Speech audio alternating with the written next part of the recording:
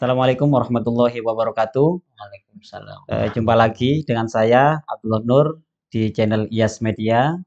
Sahabat-sahabat sekalian, sahabat IAS Media dan pemirsa dimanapun Anda berada. Sebagaimana maklum, saya akan mengajak Anda sekalian untuk berbincang-bincang secara ilmiah, membahas hal-hal yang aktual yang banyak terjadi di sekitar kita bersama narasumber yang kita banggakan bersama, yaitu Ustadz Soleh Romli. Baik, sahabat sekalian, kita sapa dulu beliau. Assalamualaikum, Ustaz. Waalaikumsalam warahmatullahi wabarakatuh. Alhamdulillah, padat kegiatan Ramadan, Ustaz. Iya, cukup. Alhamdulillah. Mudah-mudahan sehat selalu dan barokah, Iya, Ustaz. Ini ada beberapa pertanyaan, Ustaz, yang sebenarnya juga terjadi kepada Al-Fakir ini. Ustaz. Dulu Iya. ketika mantenan itu, Ustaz, menjadi pengantin itu kan meskipun pengantin pria juga di make up juga, Ustaz. Sehingga mau sholat terkena air wudhu itu tidak diperbolehkan sama yang tukang rias, Ustaz. Terus akhirnya ya solusinya harus dijamak sholatnya, Ustaz. Iya, Jadi, iya. sebenarnya menjamak sholat ketika resepsi pernikahan seperti itu bagaimana menurut pandangan fikih, Ustaz? Iya. Jadi yang kita angan-angan itu tentang alasan dari jamak itu ya. Oh, nggih. Di dalam kitab itu perlu difahami oleh masyarakat bahwa kita bicara jamak itu bukan otomatis bicara kosor ya. Nggih. Ya, Karena beda spektrumnya, ya Ustaz, ya. beda. Karena kadang-kadang paham masyarakat itu jamak dan kosor itu Sama. dianggap kalau jamak boleh, kosor boleh. Ya. Kalau kosor itu memang khusus harus untuk perjalanan. Ya. Perjalanan tertentu. Untuk perjalanan tertentu yaitu kalau di dalam kitab Tanwirul Qulub itu perjalanan yang tujuannya dari dari surul balad kita, daerah kita Dari rumah itu, katakan seperti itu tadi. iya. Nah, dari katakanlah batas desa kita itu 80,640 meter ya. Kilometer saja. 80 640 meter. Itu yang saya ketahui pendapat yang paling murah itu di kitab-kitab ya. Nah, yang lainnya itu kalau seperti di Fathul Qadir itu 94, 96, bahkan ada yang 111 ya. Oh, jadi kita di Tanwirul Qulub Ya, yang paling ini Tanwirul saja, Qulub itu 80. ya 80,640. Ini untuk yang Itu kosor untuk saja, Teh. kosor ya. Beda yang jamak saja. Jamak. Oleh karena itu ada jamak karena safar. Kalau jamak karena alasannya safar, maka jaraknya ikut jaraknya kosor. Ya.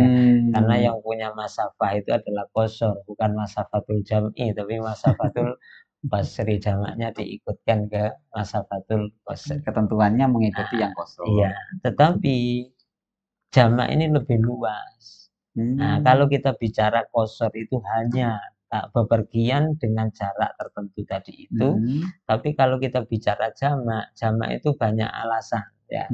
Ada jamak karena safar, nah, maka ikut masafahnya itu. Masafatul qasri Ya. tadi. Kemudian ada juga khilaf jamak karena safarin qasir, ada khilaf ya.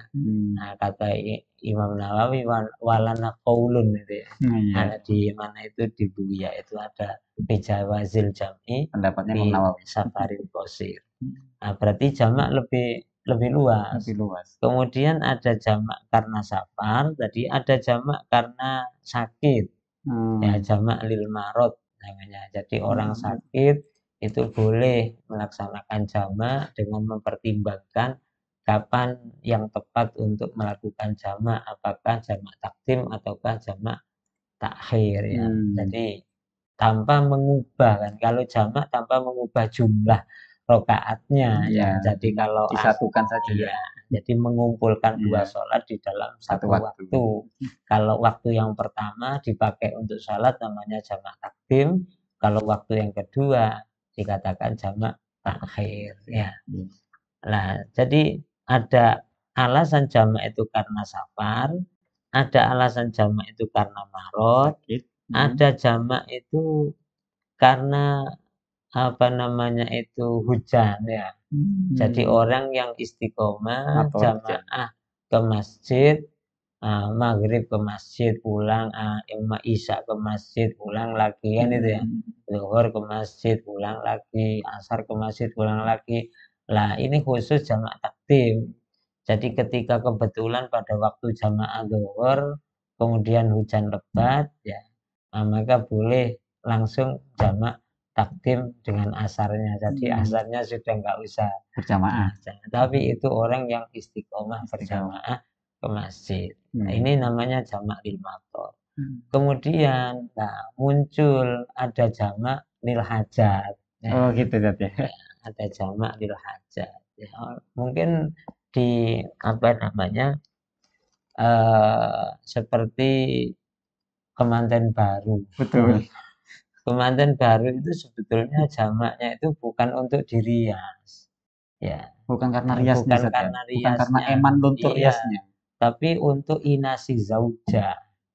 Jadi mestinya untuk melulutkan istrinya. Ya, karena pengenalan agar lebih semakin Lebih dekat Zat ya. dekat, semakin akrab, menyenangkan kan itu kan ya. Lah ini baru ada jamak bil hajat. Lah sekarang kalau untuk dirias ini, ini perlu apa namanya perlu diangan-angan ya. Iya. Jadi untuk apa namanya untuk melaksanakan jamak apa alasannya? Karena kemantennya akan dirias untuk dipamerkan. Nah ini kan masalah ya. Jadi masalah. Jadi dikatakan hajat Bu, benarkah itu namanya hajat yang diperbolehkan di dalam syariah ya. Ya. Ini coba diangan-angan. Saya tidak melarangnya, coba diangan. Ya. Jadi kenapa kok apa namanya kok akan dijamak? Loh ini hajat. Loh, hajatnya apa? Karena zuhur akan dirias ya sampai isya. Iya, betul. Ya, sampai isya.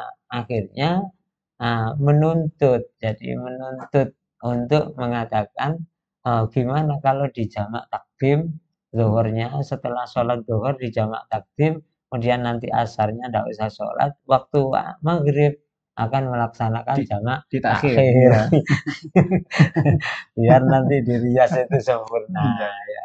Lah ini masalah benarkah ini tuh ya. Jadi kalau alasannya itu ini dijadikan hajat ya hajatnya nggak benar ya hajatnya nggak benar. Terus ini ngapunten Zat. Kalau seumpama alasannya ini kalau dirias kemudian terkena wudhu luntur, secara otomatis asar ini akan dirias lagi dan kemudian mohon maaf dari pihak rias ini bilang ini akan ada terkenai biaya tambahan di rias ini. Apakah dengan menghindar dari biaya tambahan itu masuk enggak kira-kira di nil hajah tadi Zat kira-kira Zat? Iya. Gini, kalau kita melihat di ibaratnya kitab ya banyak dikutip itu berangkat dari Rasulullah pernah menjamak di Madinah min ghairi khaufin wala matorin. Nah, kemudian ada pendapat qalal Isnawi itu. Wa makhtarahun Nawawi nasu alaihi Syafi'i fi mukhtasaril Muzanni ada yang baca Mazanni. Beliau menyebutkan fa'innal marad yajuzu wa fa'innal marad yujawizul fitra kasafar. Kemudian zahaba jama'atun minal ulama ila jawazil jam'i fil hadar lil hajat. Jadi ada jamak lil hajat. Jamak lil hajat ini pun masih diberi ketentuan liman layat takhidhu adatan bagi orang yang tidak menjadikan setiap hajat jamak, setiap hajat jamak. Ya. Jadi saya masih belum berani ya mengatakan bahwa itu kebutuhan untuk rias itu adalah hajat, karena riasnya itu untuk dipamerkan kepada Halayak. ya halayak umum, ya mahram dan selainnya. Ya, jadi ini masalah. Kecuali tidak tahu, ini pemirsa mungkin harus cari alasan yang lain kalau dimasukkan ke hajat, kurang tepat. Jadi alasan yang sekiranya ini diperbolehkan menurut syariat, Ustaz. Iya, demikian. Iya. Menarik sekali pembahasan kita pada kesempatan kali ini. Coba kita menarik ke belakang tadi, Ustaz. Karena lil mator tadi, Ustaz. Karena ke masjid hujan, karena dengan catatan sholatnya ini istiqomah. Ustaz. Iya. Ini apakah harus istiqomah 5 waktu, atau semisal saya istiqomahnya ke masjid hanya asar saja, Ustaz. Setiap hari itu tidak pernah putus, hanya asar saja. Dan kemudian kebetulan di satu hari asar pas hujan, Ustaz. Apa ini gimana? Iya, tidak dijelaskan di situ apakah harus 5 waktu atau tidak. Cuma bagi orang yang membiasakan jamaah ke masjid itu saja. Jadi kalau madrok ya, jadi misalnya istiqomah zuhur, ya, membiasakan zuhur ya sudah, sepertinya cukup untuk jamak lil mator. Ya. Baik, terima kasih Ustaz sudah mau berbagi pada kesempatan kali ini. Pemirsa yang berbahagia, alhamdulillah itu tadi pembahasan saya bersama Ustaz Soleh Ramli berkenaan dengan menjamak sholat pada waktu jadi manten. Mudah-mudahan menjadi ilmu yang bermanfaat dan barokah. Jangan lupa tonton terus video-video menarik dari kami, pembahasan-pembahasan yang sangat aktual dan tajam, insya Allah bermanfaat bagi kita semua. Dari kami, kurang lebihnya mohon maaf. Assalamualaikum warahmatullahi wabarakatuh. Waalaikumsalam.